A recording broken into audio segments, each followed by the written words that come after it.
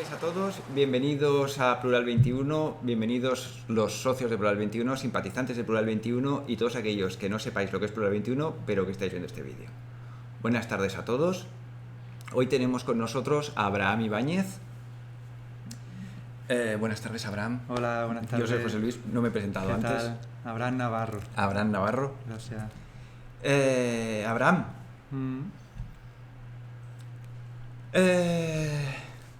Antropólogo. Sí. Explica, ¿quién eres tú? Pues nada, pues primero de todo agradecer a Plural 21 y a ti, José Luis, pues estar aquí y bueno, poder compartir con los amigos, como bien dices, de Plural 21, pues mi presencia y bueno, pues vengo de Murcia, de Yecla y conozco Plural 21 desde hace muchos años por diversas circunstancias, las contaremos, las iremos contando y sí, bueno, pues soy, como bien dice, antropólogo social y cultural y bueno, también investigador independiente, he investigado diversos temas muy vinculados a los temas que divulgáis en Plural 21. Y bueno, pues he llegado aquí a raíz de, sobre todo también por mi colaboración con la editorial Caguac. Ajá. Llevo con ellos, llevamos pues bueno, la editorial desde el 2011 como asociación cultural editorial y yo llevo desde el 2012 aproximadamente. Y bueno, pues me podría considerar coeditor de Caguac, junto con nuestros compañeros John Ortega y Luis Gil. Ahora mismo somos, bueno, 3 personas, el grupo madre, que le llamamos. Luego El núcleo duro. El núcleo duro y más todos los socios que hay muchos socios y colaboradores también, y cada vez más.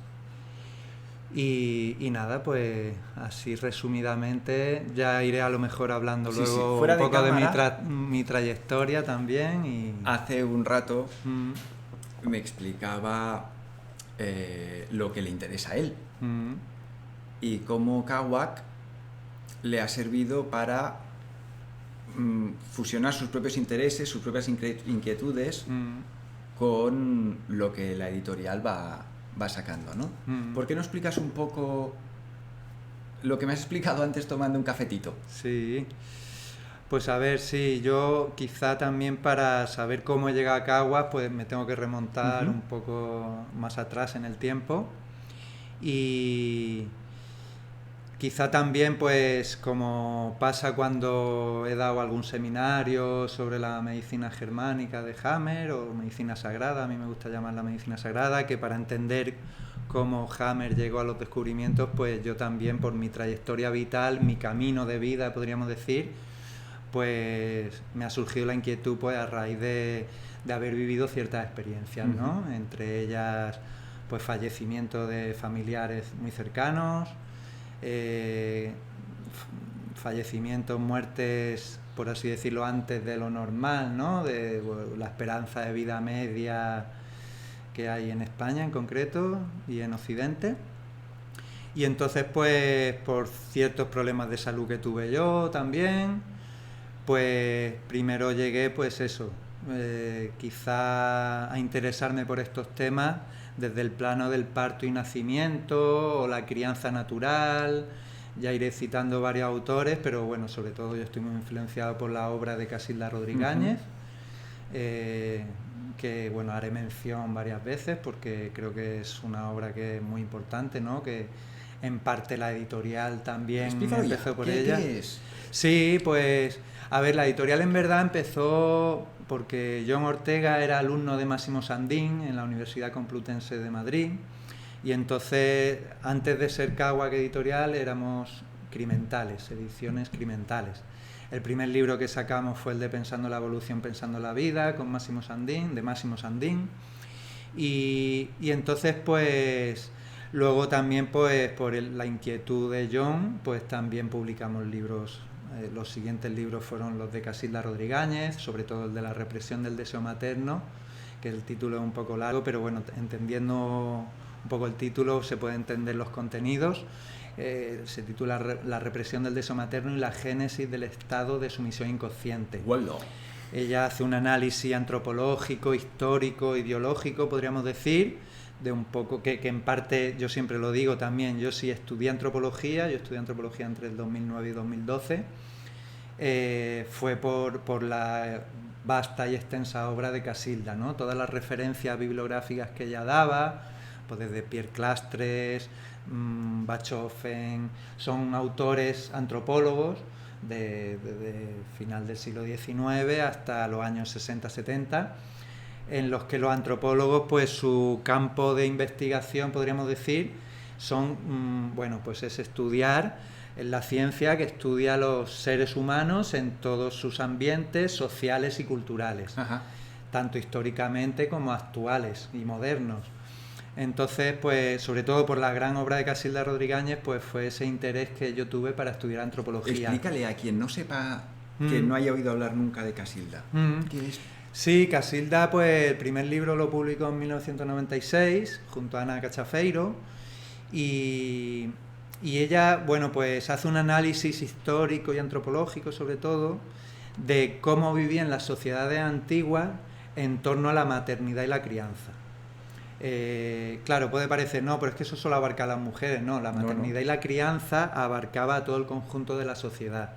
Ella lo que plantea es que ahora vivimos en una sociedad patriarcal en el que el poder del hombre, lo que existe es el poder del hombre sobre el resto de seres vivos, humanos y animales, y sin embargo Casilda investigó, pues, como autores como Bachofen o Pierre Clastres, es un antropólogo francés que ha estudiado diferentes sociedades en los años 60 y 70, de cómo se organizaban socialmente y culturalmente esas sociedades, en el que yo de Casilda aprendí el concepto de una sociedad matrifocal, en vez de una sociedad matriarcal, que Casilda hace mucho hincapié en eso, porque los libros de Bachofen, que era un antropólogo alemán de final del siglo XIX, hablaban del Muttertum y el Mutterlich, que consistía en sociedades matrifocales. Se ha traducido mal al castellano como sociedades matriarcales. Arcos significa etimológicamente el poder de, sobre, en este caso el poder de las mujeres sobre el resto de seres vivos y humanos y sobre el resto de cosas del planeta, ¿no? Y plantea que antiguamente, hasta hace 5.000 años aproximadamente, las sociedades vivían en sociedades horizontales y matrifocales, que la maternidad y la crianza estaban en el centro de la sociedad. Era el eje, no era piramidal, no era una estructura piramidal que los de arriba tuvieran poder sobre los de abajo, como existe actualmente, sino que era horizontal, en un plano horizontal, y circular, podríamos decir, también en el que la maternidad y la crianza estaban en el centro de la sociedad y toda la sociedad se organizaba en base a eso, tanto hombres como mujeres, niños, ancianos, todos los humanos, ¿no? Y entonces, pues, ella nos descubrió a través de sus investigaciones que antiguamente había otra forma de organización social y cultural, y por tanto, pues lo que existe ahora, pues, es una construcción teórica y práctica también, evidentemente, pero es una construcción anómala, podríamos decir, o no cercana a la naturalidad o a la biología humana, por ejemplo, ¿no? Entonces, pues sí, yo a través de ella conocí a muchísimos autores y fue la que me dio la inquietud para poder estudiar luego antropología, ¿no? No lo sabía esto. Sí, hostia, sí, qué interesante. sí. Y el haber perdido esta matriafocalidad, sí, ¿en qué repercute? Pues, por ejemplo, pues se ha centrado mucho también y las investigaciones posteriores de otros autores y autoras, a raíz de las investigaciones de Casilda, pues se ha generado mucho, se ha profundizado en lo que es la maternidad y la crianza en el mundo moderno, en el mundo occidental actual, ¿no? Entonces, pues se ha materializado, por ejemplo, en asociaciones como el Parto es Nuestro, en asociaciones como Prolactancia Materna, podríamos decir, en crianza respetuosa, incluso, que es otro de los temas que he investigado, pues por ejemplo el tema de las vacunas o cómo se educa a la primera infancia, ¿no? Y lo que hay dentro de esa sociedad patriarcal que estamos viviendo actualmente, pues es, por ejemplo, una violencia hacia la infancia muy Es que importante. perdona, es que ya lo has dicho 2 veces y yo haría una puntualización. Sí. Que es que yo creo que hemos pasado, que el patriarcado ya ha pasado atrás. Yo lo que creo es que ahora es el mercado. Sí. Que ahora no manda el hombre, manda el mercado. Sí. Y que esto es lo que todos estamos subyugados a eso. Sí, ¿Sí? sí, sí. Sí, al final son estructuras de poder, Ajá. como dice Jesús García Blanca, por ejemplo, en sus libros, ¿no? Vivimos en una sociedad en el que, me acabo de acordar también de la película Planeta Libre, en el que todo el mundo tiene que mandar sobre sus inferiores o supuestos inferiores, ¿no? Los mayores sobre los pequeños, las mujeres sobre los hombres, los médicos sobre los pacientes. Entonces... Muy buena peli, os la recomiendo y está gratis por ahí, Sí, Planeta Libre. La Belle Verte en francés y lo tradujeron como Planeta Libre. Y de hecho hay un sketch con respecto al nacimiento y al parto muy buena y una crítica social muy buena también. Y sí, entonces pues eso ha generado una sociedad pues desvertebrada, dividida, el divide vencerás clásico romano, en el que no hay cohesión social, en el que no hay unas relaciones humanas sanas y naturales, podríamos decir, como había quizás depende de los lugares geográficos del planeta, pero pues quizá en Europa desde hace más tiempo, pero bueno, por ejemplo, autores como Pierre Clastres, es un antropólogo francés que estudió sociedades antiguas, podríamos llamar, o primitivas, que es un concepto que no me gusta, pero en antropología se utiliza ese concepto, mundo primitivo. Y en el que pues a diferencia de cómo se vivía antiguamente y cómo se vive ahora, pues hay unas relaciones insanas, podríamos decir, no naturales, artificiales, por tanto. Entonces, pues bueno, pues de alguna manera ese bagaje histórico que podemos analizar de cómo se organizaba antiguamente los seres humanos, pues podemos coger referencias, es decir, oye, vamos a coger lo mejor del mundo actual y lo mejor de antiguamente, ¿no? Que antiguamente no... Al menos no que era... sepamos por dónde cojeamos, porque Claro. vamos cojos por el mundo y no nos damos cuenta. Sí, sí, muchas veces pues no tenemos referencias, nos creemos, bueno, o dentro del mundo moderno se dice que sí, los primitivos vivían ahí como salvajes, en el que había muchas guerras y conflictos, y a lo mejor no es así, habría que investigar. Puedo poner un ejemplo, Pierre Clastres concretamente en sociedades que había estudiado, pues los Yecuanas en Sudamérica o los Masuo en Japón, en China, perdón, sí.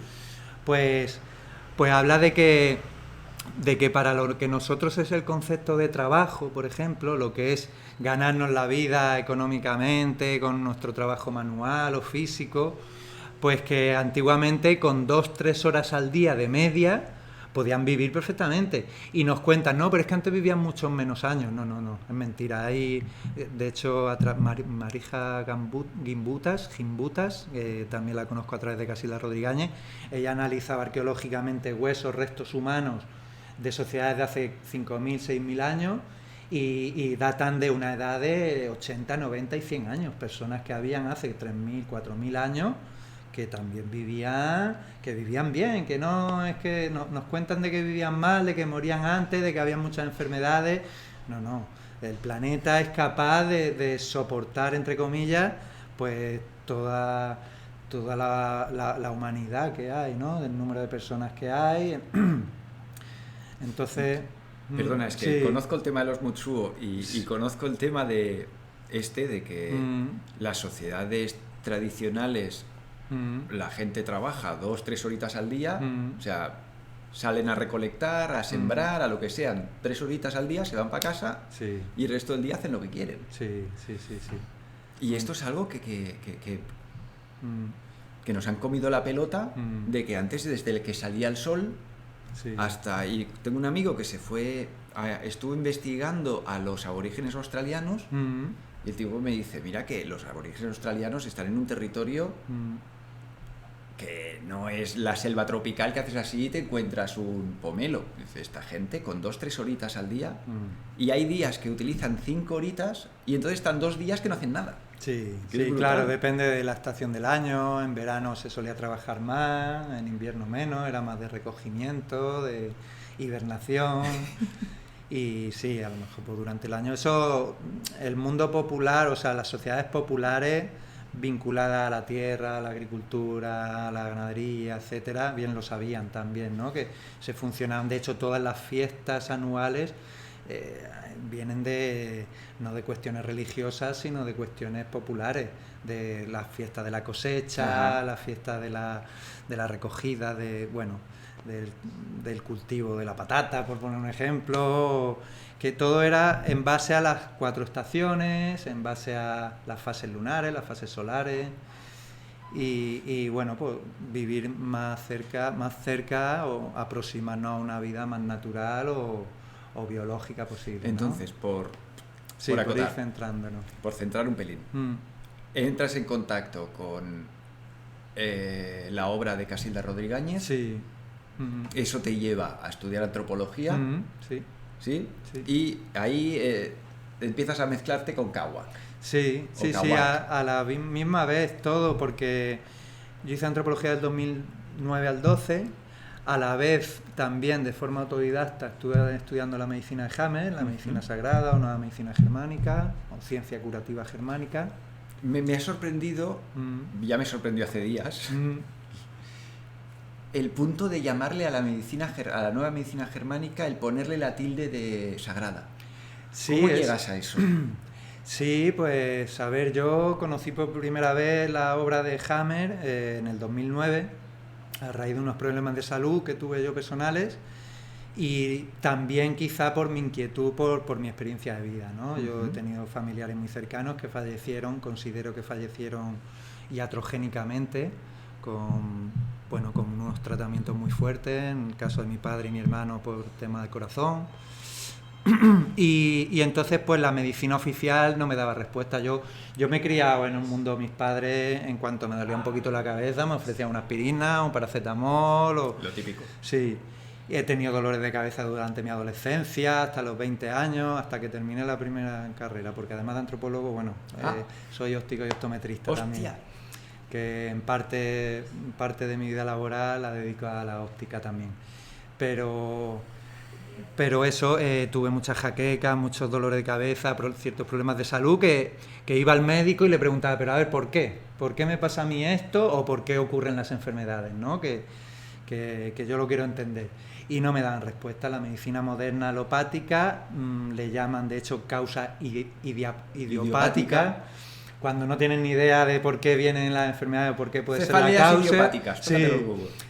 Entonces, pues ellos no me daban la respuesta, entonces pues me enteré en esos momentos, pues fui investigando hasta que llegué a Hammer, pues a través de un amigo, me dijo, oye, pues mira, vete estos vídeos primero, las entrevistas de preguntas y respuestas con Adelina Castillejo, y bueno, pues en eso, desde el 2009 hasta el 2012, hasta que llegué al Testamento de la Nueva Medicina, que es el libro, o el manual, por así decirlo, de la Nueva Medicina, pues en el mismo manual de la Nueva Medicina, Hammer explica que sus amigos andaluces, porque Hammer vivió hasta alrededor del año 95 estaba viviendo en Málaga, y él en el libro lo explica, que sus propios amigos andaluces le llamaron o le tradujeron la Nueva Medicina como... Ha pasado varias fases, lo explico mejor. Primero empezó llamándose Nueva Medicina, luego por cuestiones legales de copyright y tuvo muchos problemas Hammer, pasó a llamarle Nueva Medicina Germánica, después pasó a llamarle, y la última fase ya antes del fallecer, pues le llamó Ciencia Curativa Germánica. Pero en el año 95, creo que recordar que fue publicado el libro del Testamento de la Nueva Medicina, él mismo lo explica, dice, mis amigos andaluces le llamaron, dice como simpáticamente, la traducción es, mis amigos andaluces simpáticamente le llamaron a la Nueva Medicina, le llamaron medicina sagrada. O sea que es un concepto que utiliza Hammer también. Ajá.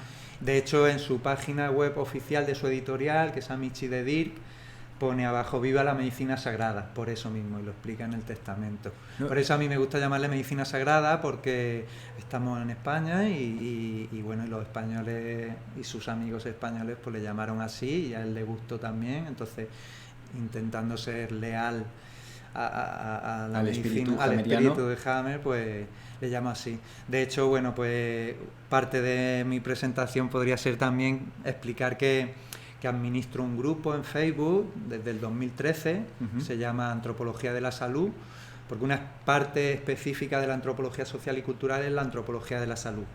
Y ahí es donde te has centrado tú. Sí, ahí me he centrado yo. Entonces, pues el subtítulo del grupo es Medicina Sagrada del Dr. Hamer. Y empecé en el 2013 a administrarlo, lo fundé y lo administro desde entonces, llevamos ya 7 años. Luego ha ido pasando gente ayudándome en la administración y esa ahora mismo es la herramienta tecnológica que utilizo. Yo lo considero que es un grupo de estudio para gente que quiera investigar más sobre Hamer. De hecho, el primer post que tenemos anclado arriba es las recomendaciones que yo doy para poder profundizar en estos conocimientos, ¿no? Pues la referencia al Testamento de la Nueva Medicina, el libro de presentación, un librito que lo tenéis por aquí en Plural 21, luego los audios de Fermín Moriano, que era un médico que estuvo con él y bueno, estuvo difundiéndola también. Doy ahí una serie de referencias que son el orden de estudio que yo recomiendo para entender la medicina sagrada de Hamer, porque a mí mismo me costó 3 años integrarla. No estaba muy fácil el acceso también a la documentación oficial. Tenemos, bueno, como editorial, como CAWAC, hemos intentado, bueno, ofrecernos para ayudar en la traducción y edición. Poca bibliografía oficial en castellano. Sí, en castellano es una falta básica, diríamos, que no esté traducido y editado el libro, sobre todo el Testamento de la Nueva Medicina, que para, bueno, por lo que los que conocemos a Hamer, lo que más hemos estudiado, ¿no? Que nos sirve de manual. De hecho, yo lo tengo fotocopiado también en un PDF y yo recomiendo pues eso, tenerlo en PDF también, porque tienes el buscador, como te sirve de manual si quieres poner algún término, algún concepto. Oye, pues ¿qué dice Hamer de tal enfermedad o de tal otra? Y entonces pues sirve también para luego ir tenerlo presente siempre, y en caso, aparte de que también están incluidas las tablas científicas. Y bueno, eso aquí en Plural 21 sois expertos, sois maestros, porque mucha información la conseguí a través de vosotros. Y si alguien, perdona, déjame que si a alguien le interesa, bueno, a ver, ahora voy a barrer para casa, pero si a alguien le interesa meterse profundidad en la nueva medicina germánica, tiene su Facebook. Desde ahí podrá contactar con gente que sabe mucho de este tema. Y hace pocas semanas Javier Herráez, que es quien me pasó a mí lo que yo sé de nueva medicina germánica, tiene un curso online, que alguien lo quiere buscar, no sé cuál es la web, me mentiría, pero si ponéis nueva medicina germánica Javier Herráez con H, seguro que encontráis su curso online. Sí, hemos compartido algún post de Fernando Rivadulla, creo que se llama. Que lo han hecho los dos. Creo que se llaman cursosnmg.al. Exacto. Cursosnmg. Exacto, sí. Yo lo recordamos, yo al primero que conocí, un gran divulgador también, además de Plural 21, fue a Javier Herráez, que estuvo por aquí dando cursos y sí. Y entonces pues yo considero que integré la medicina sagrada de Hamer hasta el 2012, más o menos a la vez que terminé antropología. Yo la estudié de forma autodidacta, con todos los materiales que hay, recursos electrónicos y el material audiovisual, etcétera. Y considero que, bueno, Javier Herráez le oí una vez también decir que a él le costó 10 años integrarla, que casualmente son los 10 años de estudio para un médico, 6 años de especialidad, luego los 4 años, o sea, 6 años de licenciatura, luego los 4 años de especialidad.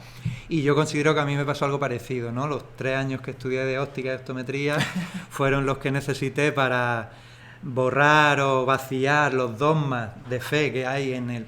Me gusta mucho el concepto de cientifismo como nueva religión, ¿no? Igual que ahora ya la gente no confía tanto en los curas, ya no confía tanto en la iglesia, y entonces pues ahora lo que confía en... Esa seguridad que antes le dábamos a Dios, ahora se lo dan a los médicos. Claro, sí, a los virus, es como algo invisible, ¿no? Y entonces como que luego te dan la solución. Entonces, bueno, a eso se le llama cientifismo, la nueva religión. Ahora la religión moderna no es la ciencia, sino el cientifismo como nueva religión, sí. Te lo compro 100%. Sí.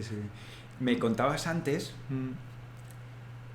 que a ti lo que te interesa dentro de la antropología de la salud es el proceso de nacimiento, vida y muerte, que esto se ha desvirtuado al 100% en nuestra sociedad. Ya no Sí. sabemos nacer, ya no sabemos... Bueno, no nos dejan nacer, no Bien. nos dejan vivir Sí, o en paz. y nos matan como a cerdos prácticamente.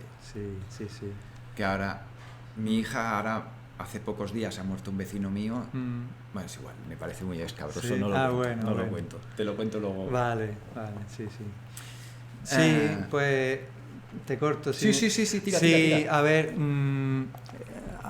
los temas del nacimiento, vida y muerte, se me ocurrió la idea con un seminario que podéis ver en Vimeo. Hay un vídeo de un seminario que di junto a Jesús García Blanca, que también está por aquí, investigador independiente, tiene varios libros que recomiendo 100%, el de Sanidad contra la Salud, Vacunas, una reflexión crítica. Y los dos los pueden encontrar en Sí, Kawac. en Kawac lo tenemos, también lo distribuimos. Kawac.org. Sí. ¿Vale? Muchas gracias. Y entonces, pues en ese seminario lo titulamos como Nacer, Vivir y Morir Bien. Lo que pasa es que luego, bueno, hubo una aclaración, gente que nos preguntó, oye, pero ¿de qué vais a hablar? ¿Eugenesia? ¿Eutanasia? No. Entonces se me ocurrió la idea que para la próxima cosa que hiciera, o seminario, charla o tal, y aprovecho la oportunidad que me dais para decirlo, ¿no? Que a mí me gusta verlo como nacer, vivir y morir en paz. Creo que lo que tenemos que conseguir y el camino que tenemos que tomar es que no nos dejan nacer en paz, no nos dejan vivir en paz y no nos dejan morir en paz. Entonces, pues primero a través de la obra de Casilda abarco con el nacimiento en paz. Exacto. Ahí puedo dar referencias pues del Parto en Nuestro, ciertos autores que a mí me han influido, Michel Oden, Jan Lietloff, que lo hablábamos antes, una antropóloga norteamericana estadounidense, que tiene el libro del Continuum Concept. Que vale la pena, ¿eh? El concepto de continuum. Sí, es un análisis ese libro de sociedades modernas, cómo criamos, cómo educamos a nuestros hijos, cómo venimos al mundo, cómo nacemos, cómo paren las mujeres. Y en comparación con otras sociedades antiguas, en concreto con los Yecuana, o Yanomami también llamado, en la selva venezolana, selva amazónica de la parte de Venezuela, algo de Brasil también. Y ella hace un análisis comparativo pues de cómo se criaba antiguamente, cómo se nacía antiguamente y cómo se cría, y cómo criamos ahora. Y cómo nacemos y cómo paren las mujeres en esta sociedad moderna, ¿no? Entonces pues ha analizado el parto en hospitales a nivel en España, parto hospitalario y a nivel mundial, ¿no? Y podemos hacer un resumen global de que en Occidente hay unos índices de cesáreas increíbles. En España ahora mismo estará en los hospitales públicos alrededor del 25-30%, en los hospitales privados alrededor del 50%. Son medidas iatrogénicas, ese concepto que ahora mismo... Pero ya es convertir el nacimiento en un trauma, ya de entrada. Por supuesto. Hay una campaña del Parto en Nuestro que se llama Que nos separen, porque en los hospitales se separa al bebé de la madre nada más nacer, y eso pues supone que es un trauma, y no se... Lo que Casilda también me enseñó, no se deja realizarse el imprinting, le llama un concepto inglés, la impronta. La impronta es pues, lo típico que pasa con cualquier mamífero. Tú separas a un bebé cabritillo de su madre nada más nacer y a los minutos se lo vuelves a llevar a la madre y la madre lo rechaza. Con los perros pasa lo mismo, con los gatos lo mismo y con las personas lo mismo, con los seres humanos lo mismo. Yo he visto casos de amigas que se los han separado y luego han tenido una depresión postparto. De hecho, una en concreto me estoy acordando de Murcia que luego se lo acercaron al bebé y dijeron, no, que este bebé no es mío, que este bebé no es mío. Imagínate, ¿no? Como somos mamíferos también. Claro, por supuesto que tenemos no había caído nunca en esto, sí, es muy... Sí. Hostias. Tenemos una parte racional, evidentemente, y un pero cerebro... el impulso mamífero lo tenemos igual. Claro. Entonces se producen muchas de las depresiones postparto, vienen de ahí, del intervencionismo innecesario. Por ejemplo, me he acordado del libro también de Ivone Olza, se llama Cesáreas innecesarias.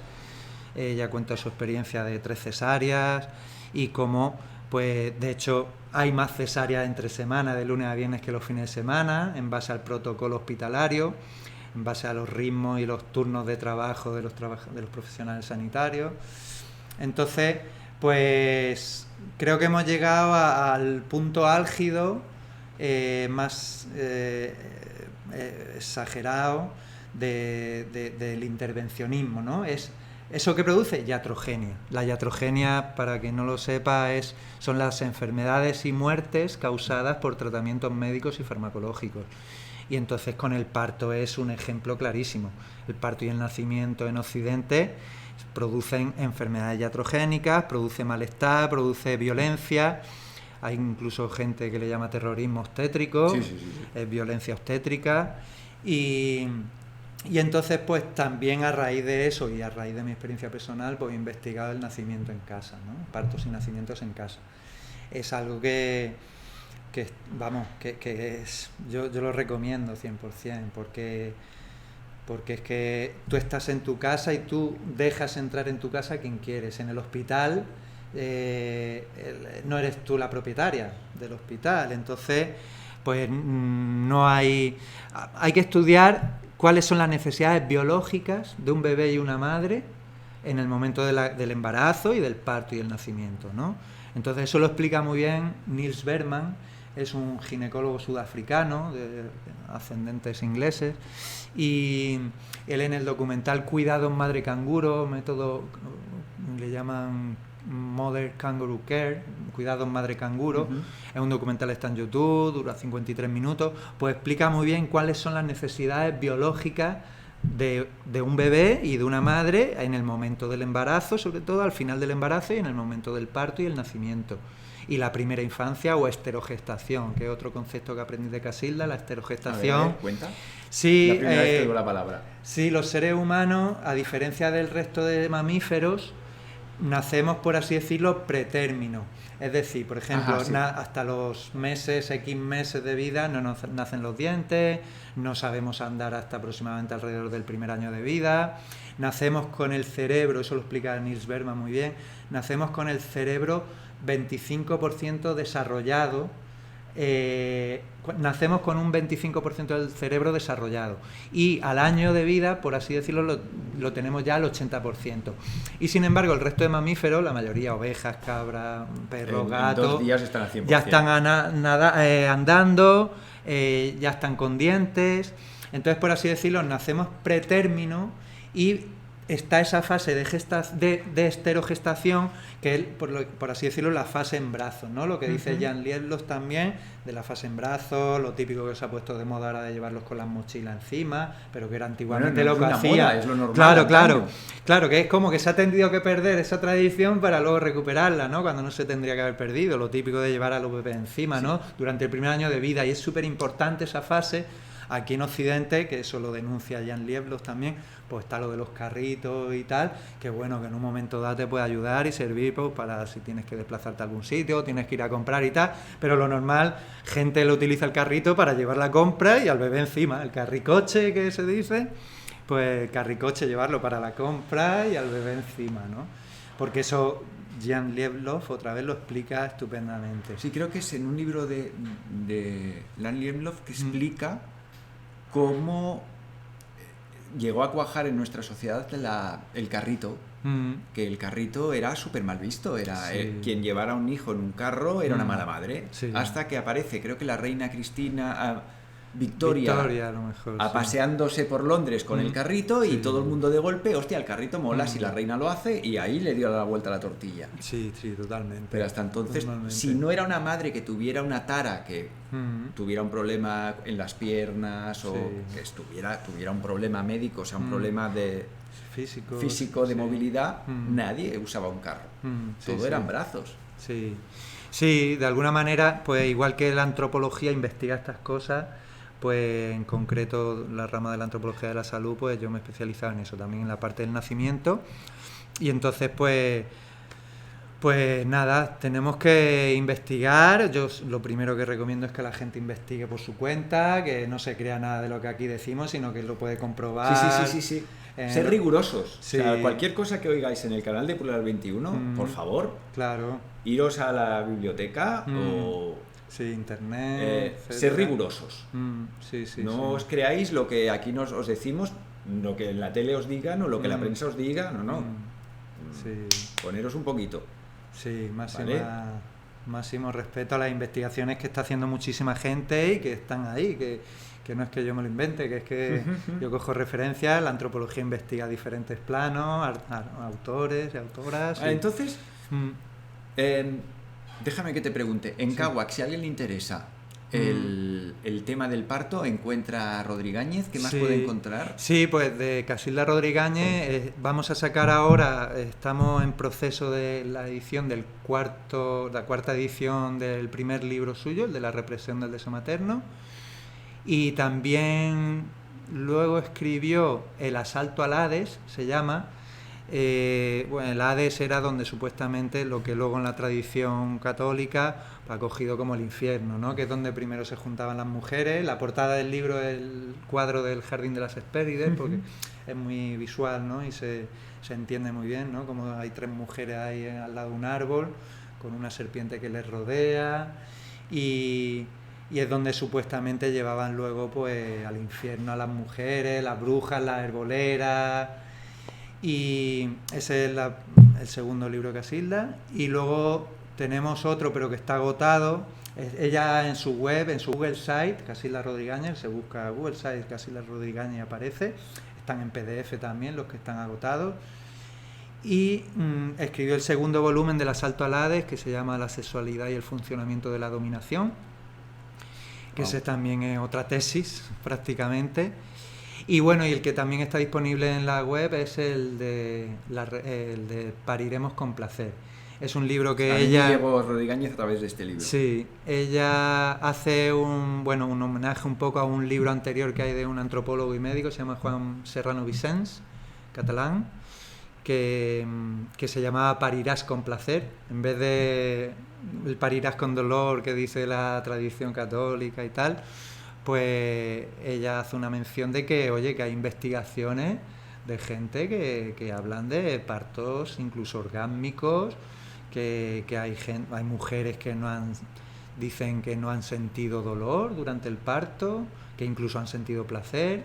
Hay una asociación en Estados Unidos, la conozco también a través de Casilda, se llama Orgasmic Birth, nacimiento orgásmico, que cuenta muchas experiencias de mujeres que se han tenido un parto respetado, un parto y un nacimiento, el bebé respetado, pues y con las condiciones biológicas necesarias, pues de intimidad, de seguridad, de respeto, de poca luz, de lo que antes decía, lo que necesita un bebé y su madre para un parto natural y saludable y normal.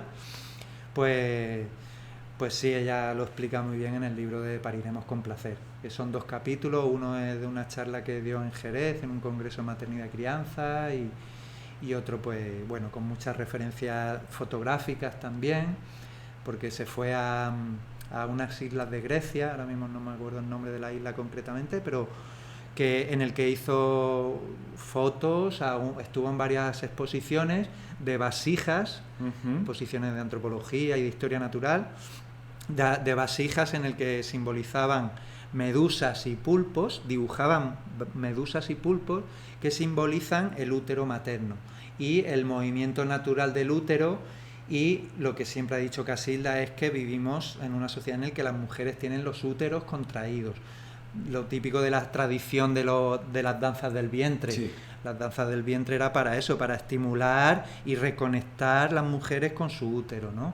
Es el órgano olvidado, ¿no? Sí, esto nos lo decía el otro día, entrevistamos a Carmen Turpín, una chica que hizo parto natural, y ya lo dice, claro, es que las mujeres están cortadas aquí, y como el útero es desde donde tiene que darse el lugar al parto, sí. Si no hay una conexión muy buena, el parto se estropea. Sí, eso es. Y que hay que hacer un trabajo, la madre tiene que hacer un trabajo de reconexión con todo su aparato genital. Sí, de autoconocimiento, exacto. En esta sociedad la sexualidad está súper reprimida, ahora parece que vivimos en la época de la libertad sexual y al contrario.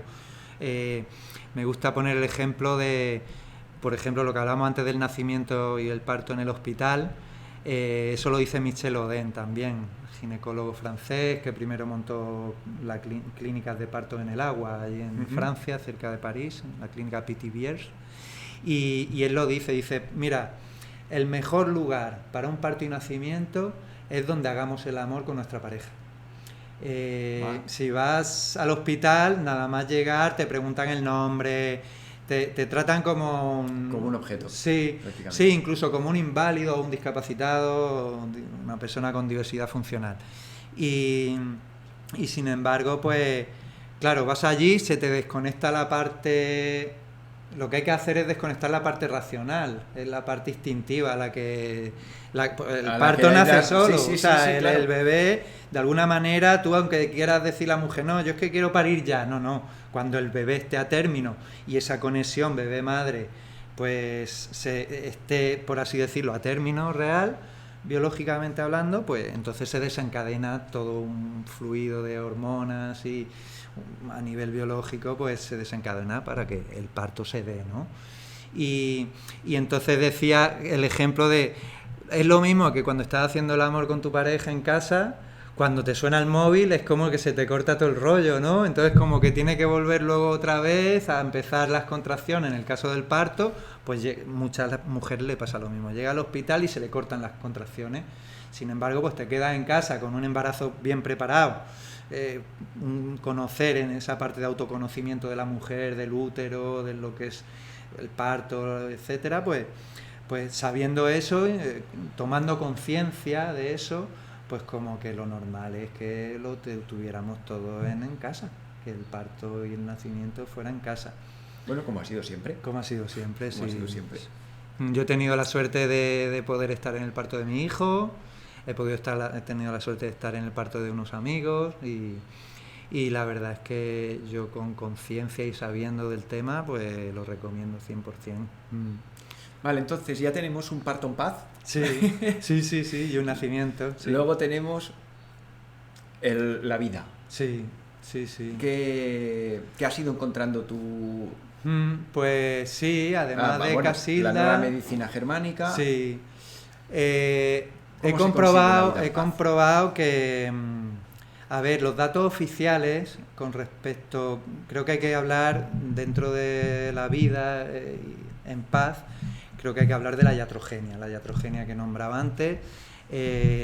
Hay datos oficiales, están los libros que tenéis por aquí de Goethe, Peter Goethe, que habla de que es la tercera causa de muerte en Occidente. Yo mi hipótesis, que creo que es imposible corroborar, pero tanto mi hipótesis teórica como intuitiva, que creo que la ciencia no mete la intuición y habría que meterla también, pues mi hipótesis es que es la primera causa de muerte en Occidente. Para mí, claro, hay que para ello hablar también de lo que sería una muerte natural. Estadísticamente, el Instituto Nacional de Estadística no recoge la muerte natural. Para mí habría que definir lo que es la muerte natural y para mí personalmente la muerte natural es alguien que muere después de los 83 años de vida, que es la esperanza de vida media en Occidente, en España en concreto, 81 los hombres, 85 las mujeres, y que no esté tomando ningún tratamiento médico ni farmacológico en ese momento. Buah, esto es súper difícil de encontrar. Claro. Entonces, pues imaginémonos a alguien que muere antes de 83 años, que está tomando, pues para mí no una muerte natural, tendría que ser después de los 83 años y sin ningún tratamiento médico ni farmacológico. Entonces, pues mi hipótesis es que es la primera y eso pues me lo ha enseñado Hammer también, porque, bueno, pues a través de la nueva medicina o medicina sagrada, pues sabemos que pues todo lo que se está haciendo, ¿no?, en Occidente, el intervencionismo innecesario que hay. Si no recuerdo mal, las cifras oficiales son primera causa enfermedades cardíacas, segunda cáncer y tercero iatrogenia oficial. Sí. Y solo de cáncer. Si empiezas a ver cuáles son las causas reales, ¿no? Sí, ¿se ha muerto de cáncer o se ha muerto de efectos secundarios de la quimio? Claro. Claro. Automáticamente la iatrogenia te pasa al menos segunda causa de muerte. Claro. Al menos. Claro, a mí esto me ha dado mucha tranquilidad, el conocer Hammer. El conocimiento es vida y como sabemos, la mentira, más concretamente en los tiempos que estamos viviendo de pandemia, de operación coronavirus, como llamáis por aquí también, pues creo que Hammer a mí lo que me ha dado es una tranquilidad que no, el conocimiento de las cosas, a ver, hay que saber, si no conoces, yo pongo siempre la metáfora de cuando vas por primera vez al monte con alguien, o cuando eres muy pequeño y vas con tu hermano mayor o con tus padres, y vas de la mano de alguien que sabe ya el camino por el que seguir, ¿no? Incluso si es de noche, por ejemplo, pues si alguien ha pasado por un monte que ya conocía más o menos, o es su ambiente natural vivir en el monte, pues si alguien que no ha vivido en el monte o que no ha paseado mucho por el monte, pues al principio puede ir de la mano a alguien que le muestre el camino, no que lo lleve de la mano, oye, no, que hay que ir por ahí, sino simplemente, pues me gusta mucho el símil de la película de Matrix, ¿no? Alguien que te muestre el camino, pero el que lo tiene que recorrer es la persona implicada en ese camino. No te pueden llevar arrastrándote, sino que, oye, te pueden mostrar el camino y decir, oye, mira, yo creo que es por aquí o es por aquí, pero eres tú el que tienes que ir, ¿no? Y eso Hammer es el maestro, el que nos ha enseñado que el paciente es el jefe de su proceso y el conocimiento, en este caso, el saber de las cosas, pues lo que nos hace es quitarnos miedo. Es como si vas mucho ya por el monte, pues en teoría no tienes por qué tener miedo. Si sabes más o menos orientarte, guiarte, saber qué posibles peligros hubiesen, pues de alguna manera ese miedo te lo quitas. ¿Qué pasa? Todos lo sabemos, el miedo que hace bloquea. Eso Wilhelm Reich lo puede explicar perfectamente. El miedo bloquea y el miedo paraliza. Entonces, claro, por ejemplo, con la pandemia lo tenemos súper claro, que está haciendo la tele y la gente mayor de 60, 65, 70 años, pues que están guiados por la tele solamente y lo que son todo noticias terroríficas y de crear pánico y crear miedo. Entonces, pues para no tener miedo y de alguna manera vivir tranquilamente el camino o caminar en paz el camino o la vida en este caso. Cuanto más conocimiento tengas. Claro. Hay una viñeta, me gustaría nombrarla, hay una viñeta que es un cómic de 3 viñetas en el que en la primera se ve a un niño y a su padre detrás de un muro de ladrillos, en el que detrás del muro se percibe ahí como fuego, humo, color rojo, amarillo, no se sabe muy bien lo que es. En la segunda viñeta aparecen el padre y el niño encima de una pila de libros que le ayudan a ver lo que hay detrás del muro. Y detrás del muro ven destrucción, ven volcanes, ven fuego, ven guerras. Y entonces, claro, se asustan. Primero dicen, coño, ¿qué hay detrás del muro, no? ¿Qué peligro, qué miedo, qué...? Y sin embargo, la tercera y última viñeta es que la pila de libros es más grande y entonces están el padre y el hijo encima de la pila de libros que llegan por encima de las nubes, por encima del fuego, del humo y vuelven a ver el sol, ¿no? Entonces, a mí con Hammer me pasó un poco lo mismo. Al principio me asusté.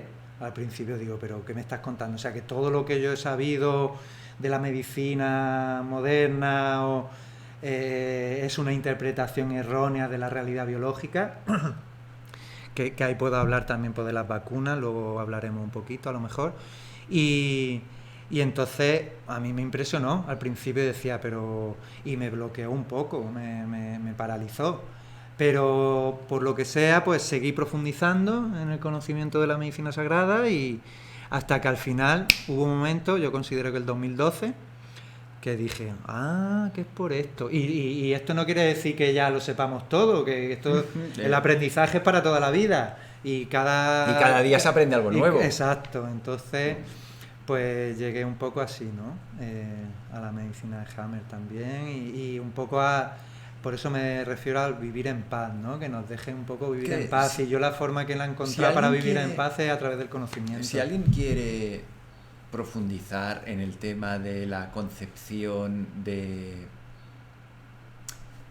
¿En qué te han contado que es posible ver? O sea, tú me dices Hammer, te explica la enfermedad desde un prisma totalmente nuevo, donde entiendes perfectamente qué está pasando en el enfermo.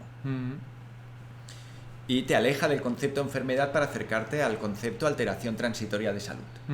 Que yo creo que este concepto me lo enseñó Luis Botinas, que él decía, no hay enfermedades, hay ATS, alteración transitoria de salud. Sí. Y si alguien quiere profundizar más en otros ámbitos de su experiencia diaria, en los que probablemente haya sido mal informado o que hayan otras formas de percibir esa misma realidad, ¿qué libros le recomiendas tú como editor de Kawak? Sí, pues yo creo que, y lo digo siempre, que se han llegado a las mismas conclusiones desde diferentes caminos en respecto a este tema. Y entonces creo que el objetivo, que lo estamos haciendo también en otro grupo que participo, que también está Lluís Botina, que es Stop Vacunas, aquí lo que desmontamos es la teoría microbiana de la enfermedad. Entonces, la ciencia moderna, la medicina moderna, en lo que se basa todo, quimioterapia, radio, uso de vacunas, antibióticos, se basan en la teoría microbiana de la enfermedad, o teoría de la infección también llamada. Y ya sabemos que es una interpretación errónea de la realidad biológica. Eso lo aprendí por Hammer también. Y por Hammer también tenemos el concepto de programa biológico, esto de alteración transitoria de la salud, yo lo llamaría programa biológico, ¿no? Wilhelm Reich creo que le llamaba equilibrio, desequilibrio, reequilibrio, también, ¿no? Que el proceso natural biológico de los seres vivos es que pasamos por fases de equilibrio, por fases de desequilibrio y por fases de vuelta al equilibrio. De retorno al equilibrio. El retorno al equilibrio. Es como los ciclos circadianos un poco también, el ritmo del día y de la noche, pues lo mismo podría decir equilibrio, desequilibrio y vuelta al equilibrio. Entonces, pues hay muchos autores que han llegado a las mismas conclusiones, ¿no? Enric Costa, por ejemplo. De Enric Costa en Kawak. Sí, acabamos de publicar. Que el de la iatrogenia, precisamente. Sí, es el último libro que hemos publicado. Ya está aquí también en Plural 21, Iatrogenia, la medicina de la bestia. Y también, sobre todo, el libro de Sanidad contra la Salud de Jesús García Blanca. Él hace un análisis histórico, antropológico y sociológico, podríamos decir. Es una tesis doctoral en toda regla, sí, aunque no se la presente en ninguna universidad. Pero es verdad. Pero es una tesis doctoral en toda regla, que hace un análisis, pues ya te digo, de la medicina moderna, ¿no? Cómo empezó pues, en Estados Unidos, incluso pues, la creación de los hospitales. Y ahí explica muy bien y llega a las mismas conclusiones, que la teoría microbiana de la enfermedad es errónea y falaz. Y por tanto, pues vamos a buscar cuáles, o vamos a intentar aproximarnos últimamente estoy cultivándome la soberbia, no quiero parecer soberbio, pero vamos a intentar aproximarnos a la verdad, ¿no? O aquí es lo que se El lema de Plural 21 es sí, vida, verdad, libertad e identidad. Exacto, pues entonces vamos a aproximarnos a la verdad de todo este asunto. Y más ahora con lo de la pandemia, oye, que a lo mejor lo que hay que hacer es estudiar. Yo lo hablaba con mi madre, le pasé el vídeo que recomiendo también de la entrevista que le hizo hace poco a Alicia Nino a John Ortega, mi compañero de la editorial, que él es biólogo. Que vale la pena, por favor, no os la perdáis, para los que estéis muy dentro, muy encima del coronavirus. Sí. Pégale un vistazo. Sí, él ha hecho un estudio epidemiológico de causas de muerte real y para investigar desde la biología, desde la nueva biología, pues para investigar si realmente ha habido pandemia o no, o qué está habiendo, qué está pasando. Entonces, en ese intento de aproximación a la verdad, pues ya sabemos que la teoría microbiana de la enfermedad es falsa y errónea. Y por tanto, a ver, dentro de la jerarquía de poder piramidal dentro del mundo sanitario, pues quizás saben muy pocos que eso es falso. Quizás los trabajadores, los profesionales sanitarios, pues hacen lo que les han enseñado en la universidad, claro, y es lo que le han enseñado. Lo que le han enseñado es la teoría microbiana de la enfermedad.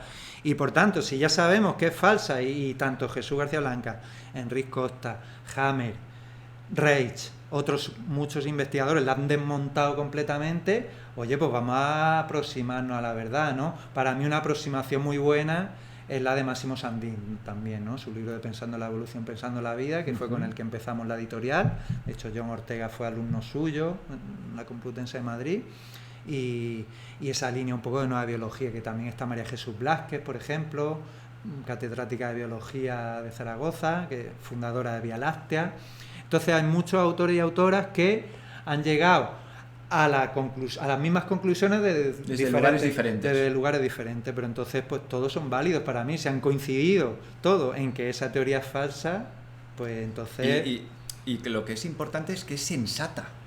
Claro. O sea, es que no es una teoría, o sea, la propuesta alternativa a la teoría de la infección es de una sensatez abrumadora. Sí, es que... sí, pero por lo mismo que decía antes, que a mí me costó entender Hammer 3 años, 3 años de estudio, pues, por ejemplo, le enseñé el vídeo de John Ortega a mi madre y mi madre me vino y me dijo, no lo entiendo. Y ella es maestra de infantil jubilada, ¿no? Digo, mamá, entonces, ¿qué hacías tú con tus alumnos cuando no entendían algo? Pues lo mismo te puedo decir, que a lo mejor es que te toca estudiar.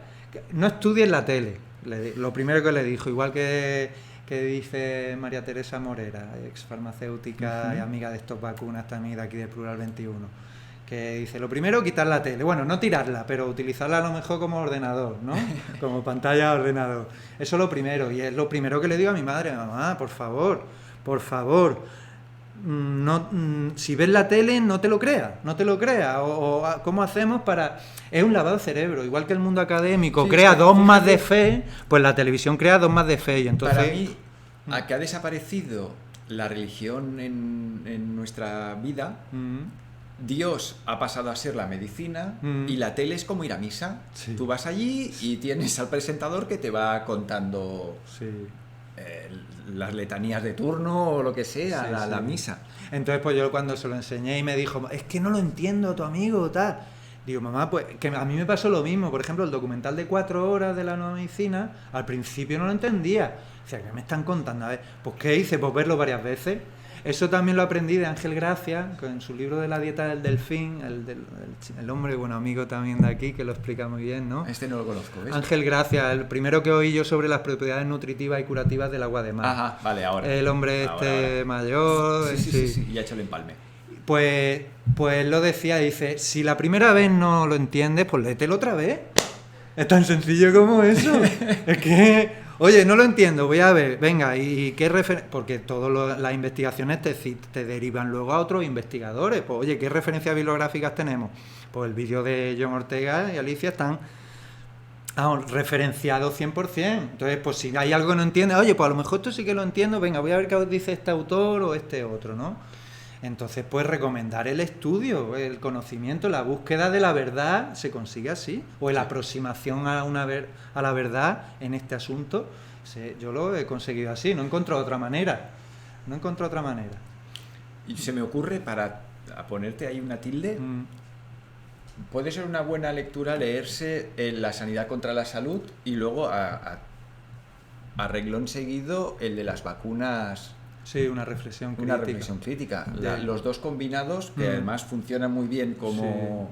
Sí, perfectamente. La verdad es que a mí me ayudaron a tenerlo claro, porque dentro de este vivir bien, mi proceso personal del conocimiento con respecto a las vacunas, yo primero, no sé si el primero que oí, sí, creo que fue Alfredo Envid, también fallecido, un terapeuta de una asociación naturista, y luego, pues no sé si también aquí a Plural 21, pero sobre todo a la Liga por la Libre Vacunación.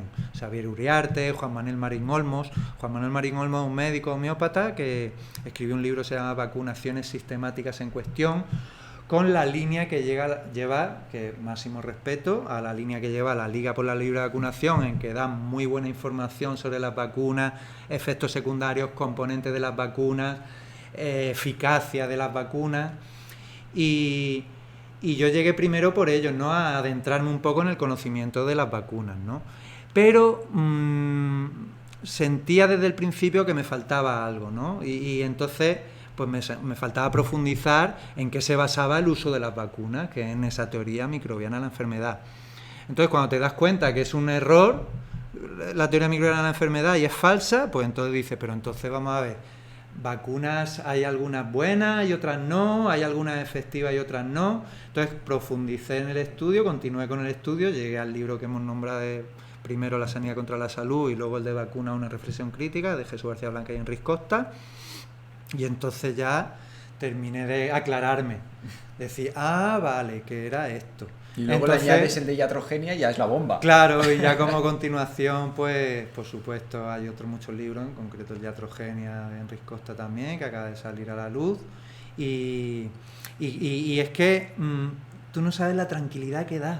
Sí que lo tú no sabes, sí que lo sabes, la tranquilidad que da, porque es como decir, es que ya no hay vuelta atrás, es que son como fases del camino en el que ya no puedo firmar por unas vacunas seguras y eficaces, porque sé que ninguna vacuna es segura ni eficaz.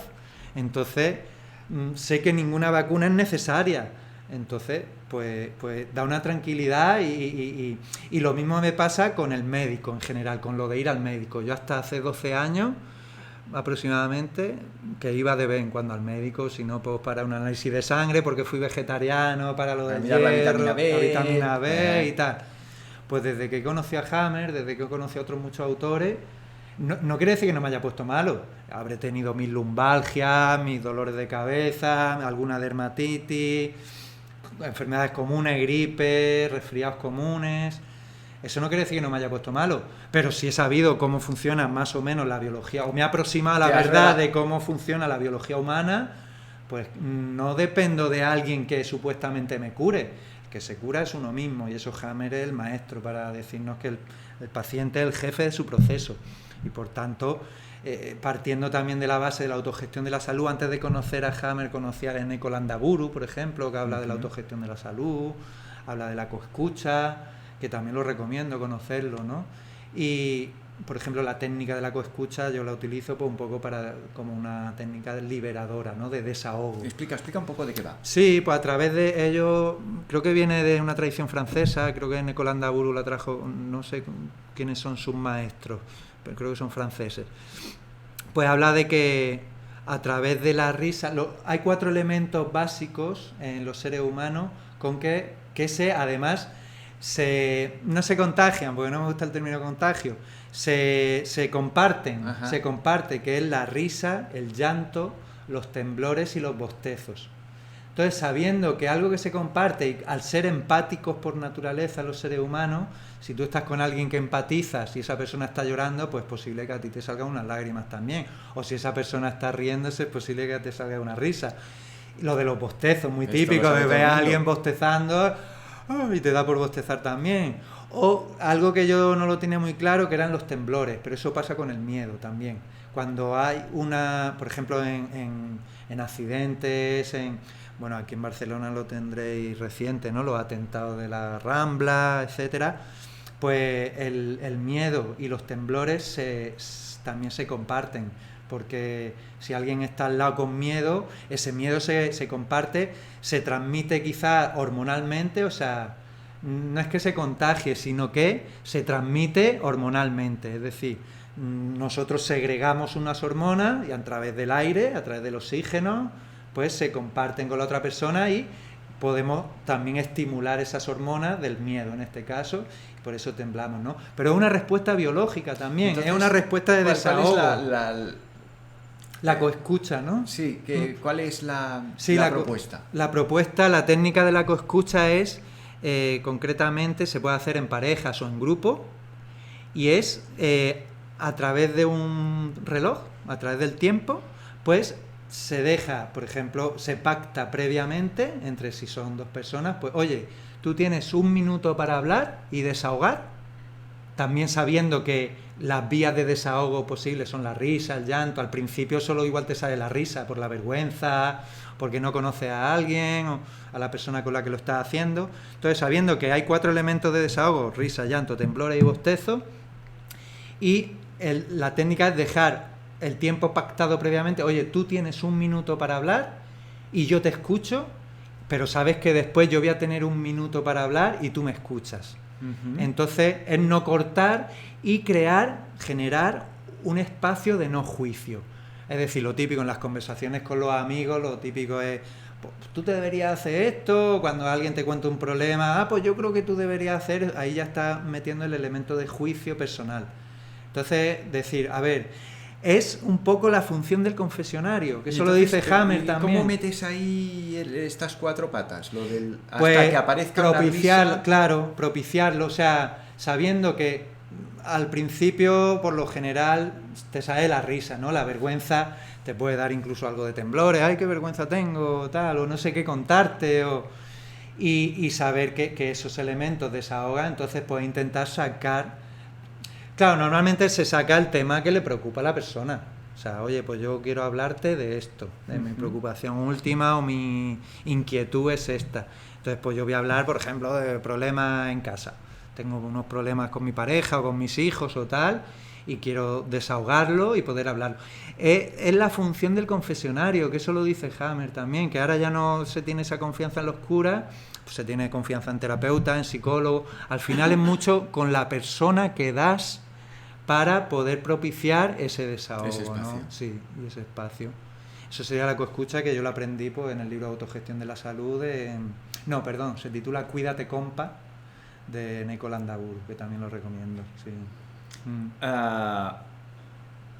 Vale, hemos visto que para tener una vida relajada, o al menos rebajar los tonos, una aproximación a la gestión de la salud, ¿qué más recomiendas?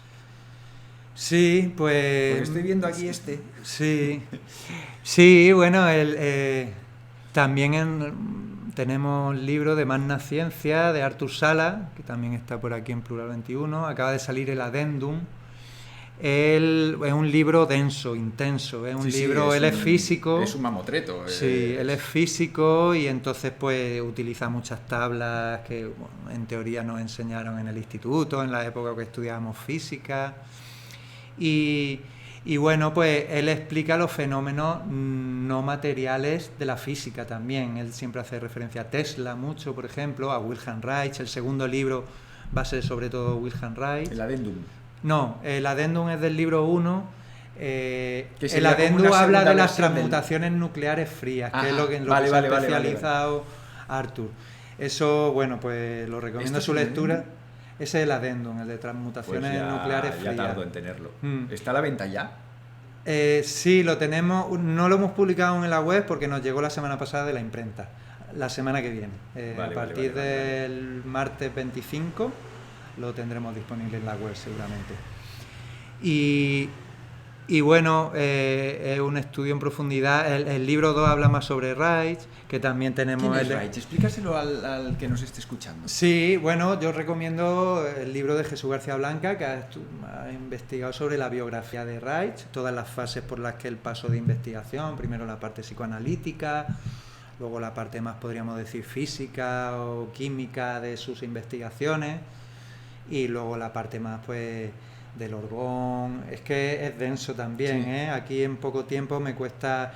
Pero bueno, es un autor que falleció en el año 1957, y bueno, pues fue otro de los científicos proscritos, podríamos decir, ¿no? Ese concepto lo cojo de Artur Sala también.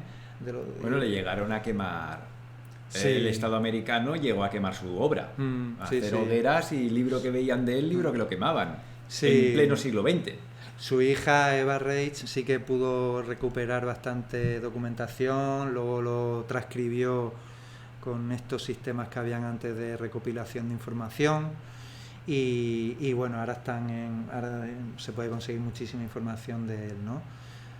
Su fase, bueno, él fue alumno de Freud primero, en su fase psicoanalítica, podríamos decir. Hay mucha gente que lo conoce solo por esa fase de investigaciones que hizo. Hay una escuela incluso de terapia reichiana y tal. Y luego pues investigó pues, sobre lo que él denominó la energía orgónica, ¿no? Que sería la fuente de vida, podríamos decir, cómo creó vida a partir de, en teoría, materiales inertes, materiales que en teoría no tenían vida, y cómo creó vida, ¿no? Pues a través del orgón, o sea, el orgón es la fuente. Lo que para nosotros sería la célula, pues el orgón es como si dijéramos la célula original de la atmósfera. Es un término que me he inventado, ¿eh? No, él no lo dice, pero para entenderlo yo también incluso sería como la célula de la atmósfera y del aire, ¿no? Entonces, porque el color azul del cielo es azul, pues por la energía orgónica, ¿no? Con la primera materia, por así decirlo. Pero bueno, tampoco quiero profundizar mucho en él, y recomiendo sus lecturas también. Que también lo encontráis en Kawak. Sí, sobre todo pues el de Wilhelm Reich, Inspirador de Rebeldía, sí. Entonces, una vez... ¿Se te ocurre alguna lectura más que recomendar para Sí, con lo de la vida en paz, Sí, ¿no? Vivir en paz. pacificar un poco más la vida. Sí, bueno, pues mira, por ejemplo, me acuerdo de una traducción que hicimos con TSG España, que es la sociocracia en España. Hay un libro que se llama La democracia se muere, que viva la sociocracia. Ajá. Es una traducción de un autor canadiense que lo escribió en francés y habla también de cómo se organizaban las comunidades indígenas americanas, pues cómo se organizaban socialmente y culturalmente, ¿no? Es como combinar la cooperación y el liderazgo. Es decir, en organizaciones horizontales, cómo también aprovechar los recursos que tenemos, pues de que hay gente que sabe más de una cosa que de otra, pero no por eso es más importante o tiene más poder sobre la otra persona, ¿no? Porque a lo mejor uno sabe de una cosa y otro de otra. Y cómo combinar esa cooperación en todas las organizaciones sociales, incluso políticas, económicas, etcétera, con el liderazgo, ¿no? Como para que sean organizaciones más eficientes también, que desarrollen más trabajo. Entonces, pues le han llamado sociocracia, ¿no? Como que es el poder del grupo, ¿no? El poder del grupo y cómo se combina con el poder individual de las personas también, ¿no? No conocía el concepto, sí, me parece muy interesante. Sí, yo lo conocí a través de que nos llegó a través de Didier Escalón y Luz Yáñez. No, de hecho, nos seguimos reuniéndonos con ellos asiduamente también, porque vamos a sacar un segundo libro relacionado con eso también. Y sí, pues lo recomiendo también que en la web puede leer la sinopsis y saber un poco y a ver a quién le resuena y se pueda adentrar en Vale, eso. entonces, una vez hemos ganado esa pacificación de nuestra vida, toca la última etapa. Sí, sí, sí. Ahí que puedes decirnos. Pues otra vez volveríamos a la iatrogenia. Creo que igual que investigar nacimiento y parto en casa, creo que donde mejor se nace y mejor se... Tenemos el libro, déjame, sí. pásalo, sí, ya, sí. ya que me lo... ahí está. El libro La democracia se muere, que viva la sociocracia. Sí. Me parece que me lo voy a llevar para casa porque me ha impresionado Sí, muy bonito. el tema. Muy bonito el tema y muy interesante. Pues sí, con respecto a la muerte en paz, creo que según eso Elizabeth Kubler-Ross lo decía, que según cómo se vive o según cómo vivimos, así morimos, ¿no? Entonces, claro, si vivimos medicalizadamente, pues es posible que muramos medicalizadamente. En esa línea de la muerte natural, creo que hay que recuperar la muerte natural, como antiguamente hemos vivido y como antiguamente hemos muerto, perdón. Sí. Y entonces creo que para mí una muerte natural, como explicaba antes ya, pues sería eso, ¿no? Alguien mayor de 83 años y lo normal y lo que se ha hecho toda la vida es morir en casa. Esto de que se vaya la gente al médico o al hospital a morir allí es como la peor muerte que pueda haber, porque mueres inconscientemente. Nos creemos por un lado que la muerte duele, porque tenemos miedo al dolor. Tengo casos de primos, familiares muy cercanos que le diagnosticaron un cáncer de riñón, en este caso, y que dijeron, no, yo lo que no quiero es sufrir dolor. Y entonces, claro, ¿por qué hace la medicina oficial? Pues el tratamiento, ¿cómo le llaman? Sí, cuidados paliativos. Cuidados paliativos, que te meten morfina primero para no sentir dolor y lo que te mata es la morfina. Y yo he visto morir a familiares que estaban queriendo vivir, sus células, su cuerpo, su alma quería vivir con una respiración súper profunda y sin embargo la morfina lo estaba matando. Entonces, primero hay que conocer cómo vivir bien y en paz. Que ya lo hemos hablado, por supuesto, cómo nacer bien y en paz y cómo vivir bien y en paz.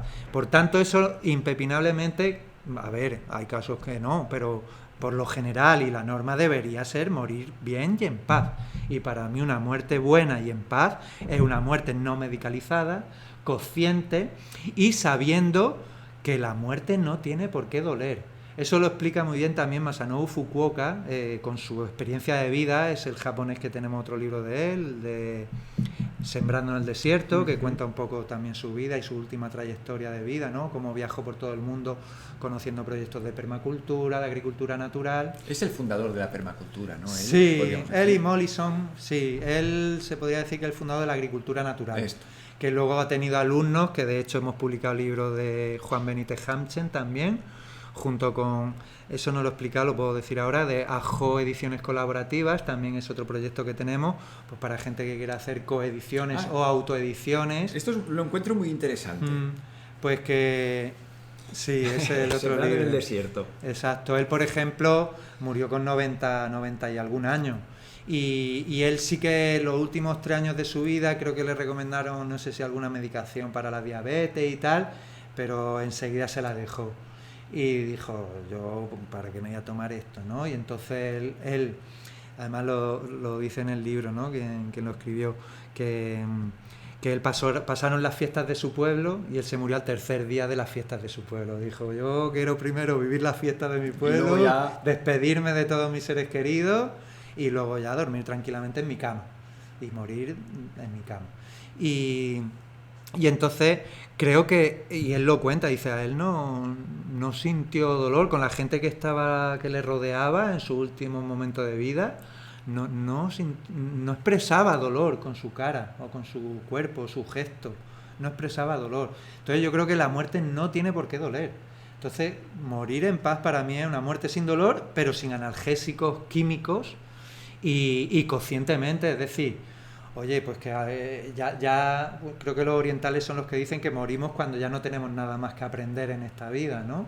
Entonces pues llega un momento que morimos, pero no tiene por qué ser dolorosa.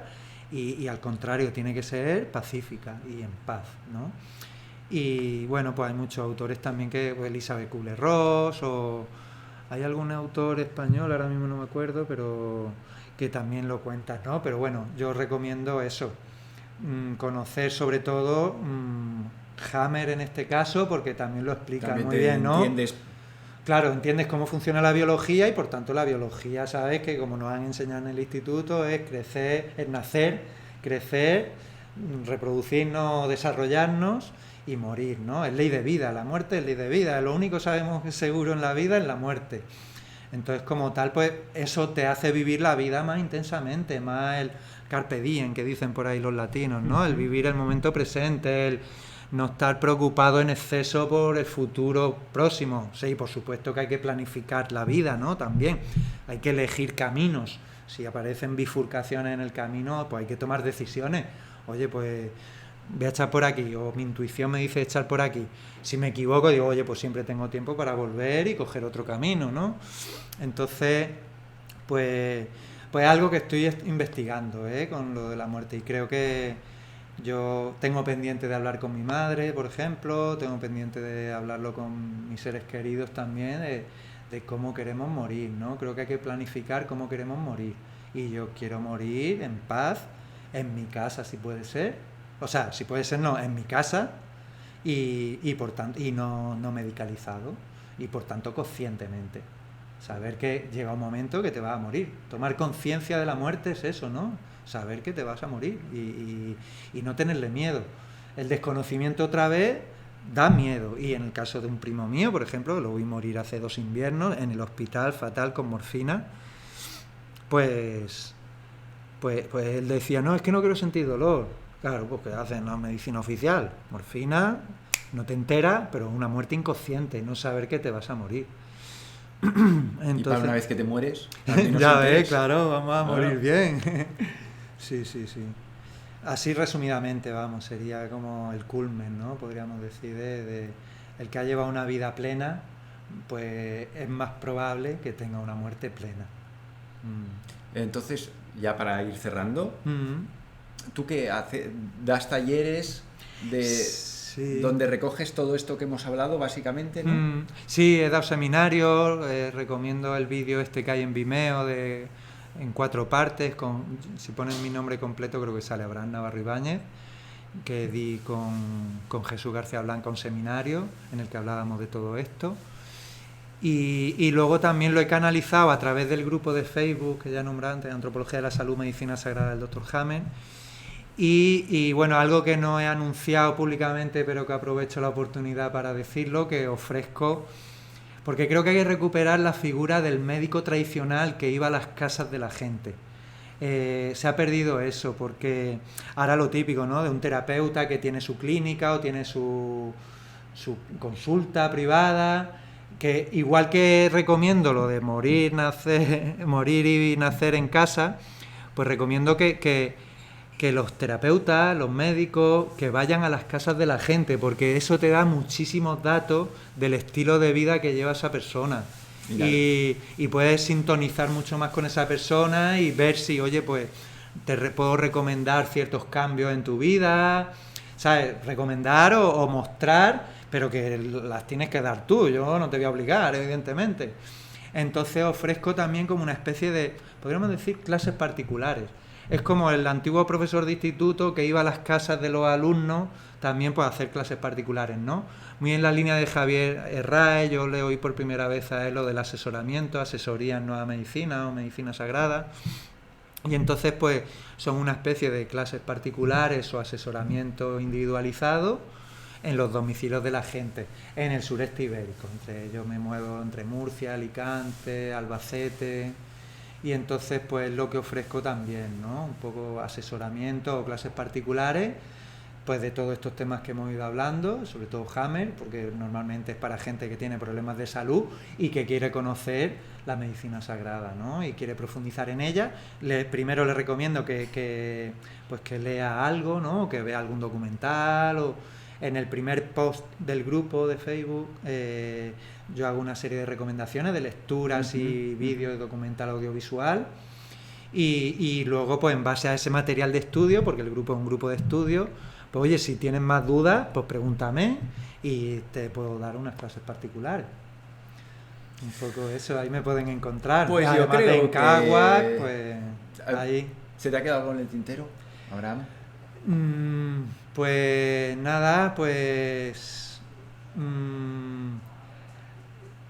bueno, pues sí, agradeceros por supuesto a Plural 21 pues vuestra existencia después de tantos años y que larga vida a Plural 21 y que para mí habéis sido mis maestros también y entonces pues que recomiendo sobre todo a la gente dentro de, pues sí, del autoconocimiento tanto personal como de la autogestión del conocimiento, es decir, que ahora con los recursos electrónicos que tenemos, los recursos en libros, recuperar la lectura también y no perderla, ¿no? También creo que es muy importante, me pasa también, a diferencia, por ejemplo, yo he estudiado mucho en el ordenador, en el portátil, y por ejemplo en el móvil no puedo estudiar, y sin embargo pues en el portátil sí, ¿no? Pero sobre todo cuando mejor y más conocimiento adquirimos es a través de los libros, lo tengo claro, a través del papel. Sí. Entonces creo que un material pues lo típico, ¿no? Que por algo será, si por algo tienen su existencia tan antigua los libros, ¿no? Pues por algo será también que es como mejor lo interiorizamos y entonces pues yo recomiendo eso, partir de una autogestión de la salud y del conocimiento. Que cada uno lo puede comprobar por su propio pie, no se crean lo que yo diga, que lo comprueben por su propio pie. Eso lo dice Hammer. Que sean también rigurosos. Claro. Tenéis que ser rigurosos. Y que esto es comprobable y verificable. Y por tanto, pues que yo no tengo la verdad absoluta, pero sí que intentamos aproximarnos a la verdad. Y la forma que yo he encontrado de aproximarme a la verdad de todos estos asuntos es a través del estudio. Y si al menos no tienes la seguridad de haber encontrado la verdad, como mínimo puedes identificar la mentira, que esto sí que es mucho más fácil. Por supuesto, sí. Primero hay que conocer también eso, sí.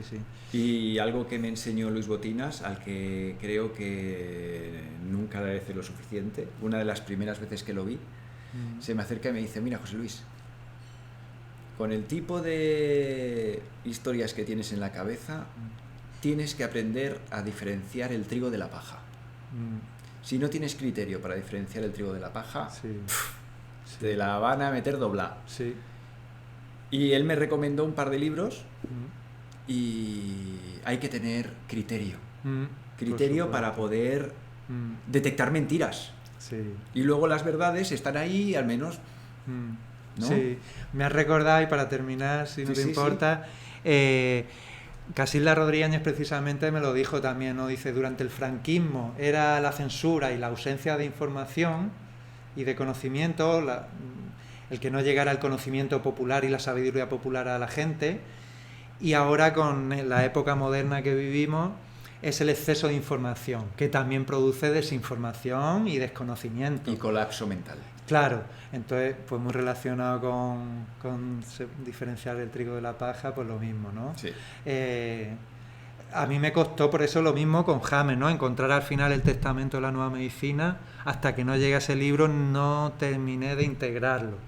Ya fue lo que me ayudó y bueno, pues recomiendo que a través de las lecturas y a través de internet y bueno, pues también considero que el que busca encuentra. Sí. Que no somos tontos, que esta sociedad no es tonta, que las personas no somos tontas y que creo que el que busca encuentra. Entonces, que cada uno tiene su momento vital y pasa por diferentes caminos, pero bueno, pues que todos los caminos nos llevan a buen puerto. Y hay una frase sufí que dicen: a nadie se le da la pregunta si no se le va a dar la respuesta. O sea, que si tenéis preguntas, seguid vuestra pregunta, que la respuesta más tarde o más temprano llega. Y pues sí. A piñón. ¿Sí? Perfecto. Oye, un abrazo, gracias. te puedo dar un abrazo. Muchas gracias por todo. Sí, un placer. Venga, pues lo dejamos por aquí. Muy bien, nos muchas vamos gracias. viendo. Muchas gracias a todos. Nos vemos en breve. Buenas noches, buenas tardes o buenos días, en función de la hora en la que nos estéis viendo. Adiós. Hasta luego.